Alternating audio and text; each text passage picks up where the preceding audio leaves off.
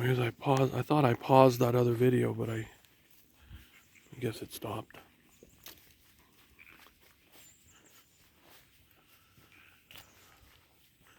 What if we went down this trail? I wonder where that goes. Looks nice. Looks like a nice trail though. Hey, look at this. Imagine going down in here. So beautiful and peaceful down here, man. Wow.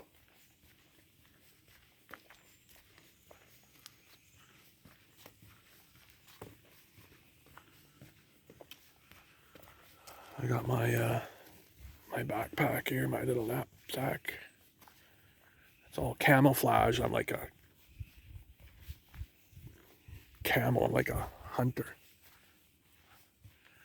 Look at these trees here, man. You can't believe. Look at this forest just filled with these super straight. They're just straight as an arrow. They are straight, straight, straight as an arrow. And they're thick and big, and they're just... Oh, I think I know where this trail now. I think of it. This cuts back. I think I came across this trail on the other side of the dam, of the marsh or the pond. So I'd be going back the wrong way if I continued. So I'll go back. I'll go back to the main trail, which is only about half a kilometer, which is 500 feet or something, whatever. I don't know what it is in feet. It's 500 meters, so it's more than 500 feet. It's 3 times 5, what, 15, around 1,500 feet. Give or take, probably, yeah, give or take. 1,000, let's say it's 1,320 feet, which is a quarter of a mile, so I'm a quarter of a mile back to the car.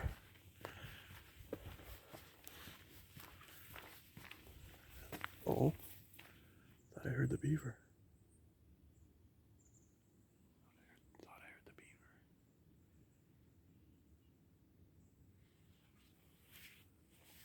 Guess not. Maybe it was a bear. Big, huge mother grizzly bear with 3 cubs. And I'm walking down this path without any bells or nothing. And it's like hungry. And it's like, Dave, do you have any chocolate bars in your bag? And I'm like, no. And I'm like, I'm going to put my little nappy sack on. I got this little nappy sack here. I don't know if you can see it. Little nappy sack.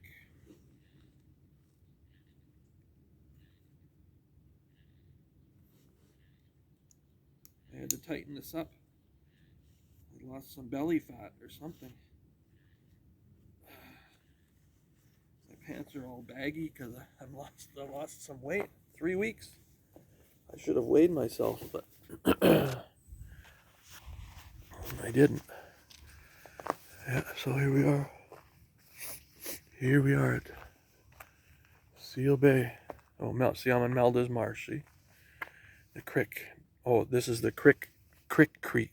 That's what I was gonna take. I didn't take that. Oh, we're 820 meters, so that's 820 meters, so that's almost 8.8 of a kilometer. And so I don't know how many. Anyways, that's right about. I said 500 meters, right? Or did I say 1,000 meters? I said 500. I don't know. It's 820 meters. You do the math. It's 1,320 feet. Which is a quarter of a mile. So this is the trail back.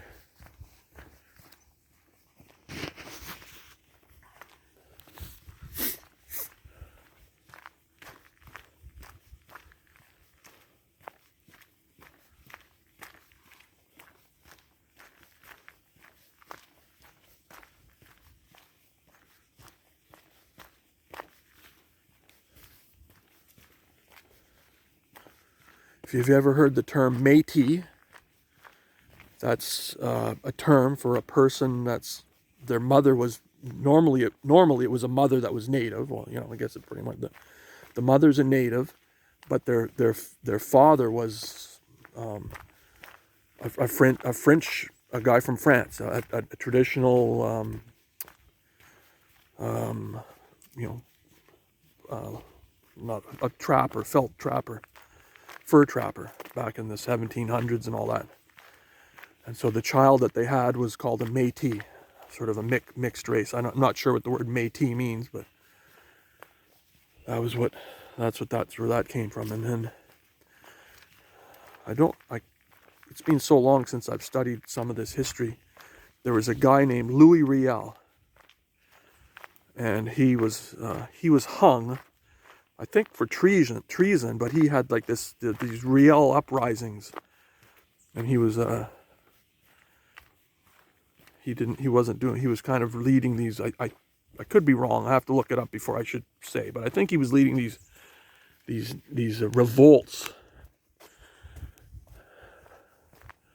And I don't remember the rest. It's been so long since I've thought of that guy. But he's a part of Canadian history, is this Louis Riel, and he was a Métis. And in the end, they hung him.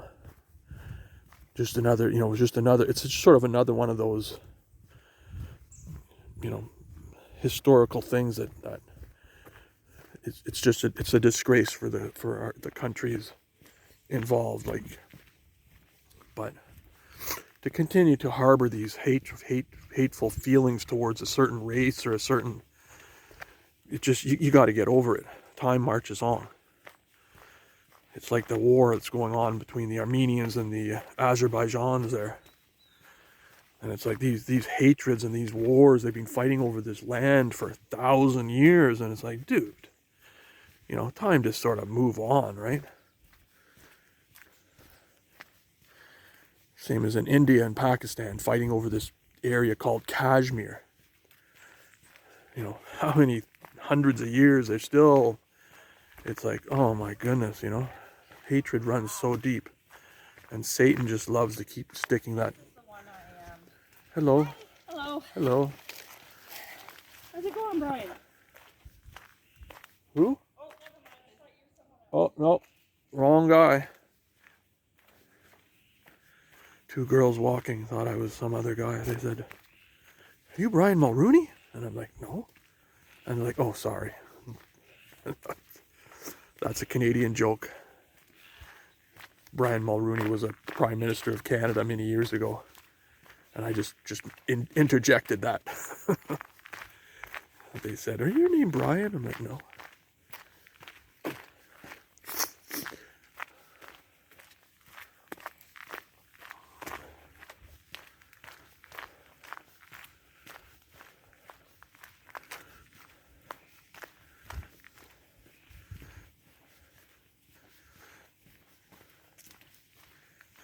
So if let's just I know it, I don't walk a meter at a time, so it's probably more. So it was about 1,600 footsteps from from the beaver dam back to the car, if you want to sort of 1, 2, 3, 4, 5, 6, 7, 8. Because I don't walk, I'm sure I don't walk 1 meter at a time, and it was 820 meters. So let's say I walk half a meter, about a foot and a half, which I think might be about, even that might be stretching it a little bit.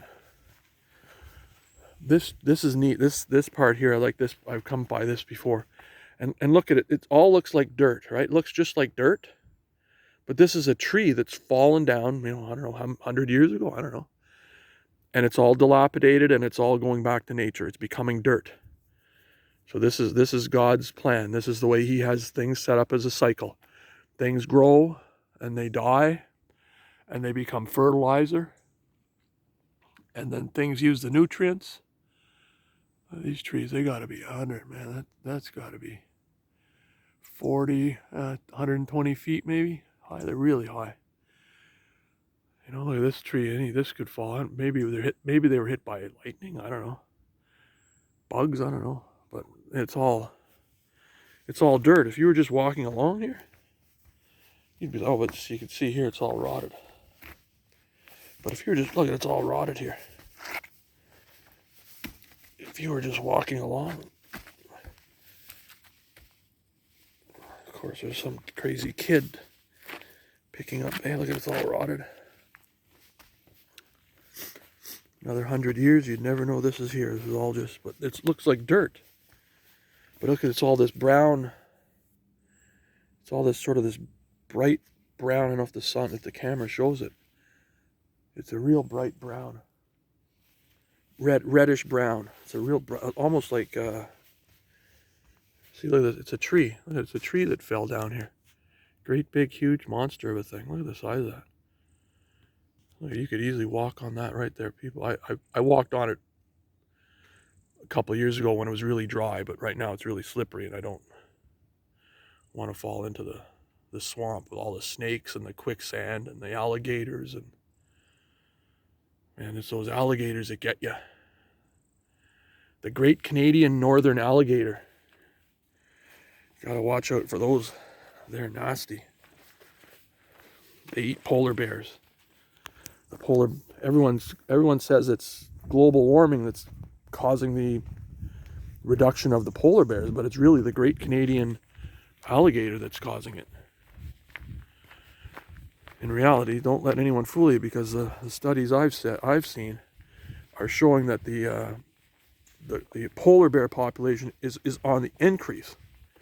So all this stuff about the polar bears are in danger of being decimated is totally not true. They've actually had to increase their patrols, people patrols. There's a city, Churchill, Manitoba, it's called, way up north, and it's on this pathway that the polar bears all use. It's like a migration path. I'm not sure exactly, but they're there all the time. And on Halloween, when the kids go trick-or-treating, everybody, all the adults surround the city with shotguns. Oh, look at this little guy. This little guy's ready for a snack. He says, I'd like to have a snack. Look at the water here.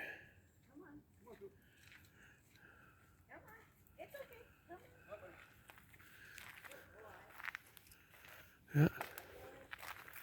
So anyways, I'm almost back. This just go up this trail about 100 feet. Look at this little guy. Someone stuck this little guy here. He said hello. And someone was nice enough to build him a little shelter. Look at that, they said. They said, let's not get wet. So this is the swamp trail. Bates Road. The Lost Trail. This is the swamp trail. Listen to this. Hello, hello, hello. Hear the echo? Hello, hello, hello. My name is Dave, Dave, Dave. Wow, we're in the middle of nowhere, eh? Look at this big. These are called monkey trees. Look at the size of that one. I've never seen one that big before. I think that's what they're called, monkey trees. I think so. Oh, here's one here too. Yeah, look at this. All that moss makes me think of like I'm in like Louisiana or something in the backwoods. There's all these hillbillies around. And they're like, what you doing here, boy? We don't want you here, boy. You're with the feds. You're one of them G-men. We're going to take you out to the swamp and have a little bit of fun. And you won't be coming back, boy. Yes, sir, Mr. Sheriff. So anyways, yeah, in Churchill, Manitoba, they have polar bears. And there's so many of them, they're almost like, they're become a pest. Like, they're not just sort of coming through occasionally. There's so many of them. Mind you, they're blaming global warming, but when you have an increase in population, a lot of the animals starve. And I can attest to this because in Ontario and Quebec, all of the predatory animals and all the reasons that deer, that control the deer population, like wolves are gone, coyotes, anything that was maintaining a healthy population of deer have been killed and gone. So you have these herds of deer, hundreds of them, and they're in the forest, And they use the snowmobile trails because the snow in the winter, because the snow is so deep, but the snowmobile trails are all packed down really hard, and it makes it easy for them to walk and get to different places to feed. But you look at them and they're all emaciated, and they're just scraggly, and they're like just barely surviving. And then you got people, well, we need to feed them, and it's nature going wrong. It's God had this plan of, I know it's not nice, but there's predators out there, and they eat the old and the sick, and then the young healthy ones are the ones that reproduce and live, and then we all grow older, and younger people come along, and but we've created chaos and havoc in all these environments, and it's really not. I believe in global warming. I believe that there's a climate change, not so much global warming, but I really believe there's global climate change, and I'm not sure if it's all can be attributed to man. I think much of it is just God's hand. He's saying, this is it. He says, I wrote this in the Bible, that there will be calamity, there will be signs in the skies, there will be earthquakes, there will be wars and rumors of wars.